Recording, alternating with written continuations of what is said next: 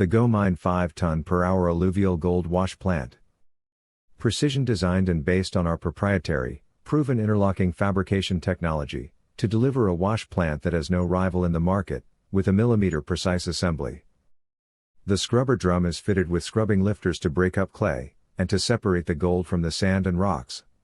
Screens are interchangeable poly deck panels that can be changed to meet your specific requirements. An extra wide feed hopper is fitted for easy feeding with minimal spillage and integrated spray bar.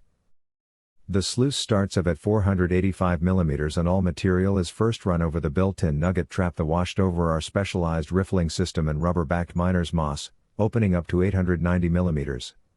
The widening is done to lower the water pressure and the flow rate, effectively bringing the finer gold particles closer to the vortex generated in the flow. Putting all the above together, so that our clients have an alluvial processing unit that delivers the best results, all of the time at an affordable price. For more information and pricing, contact GoMine or visit our website.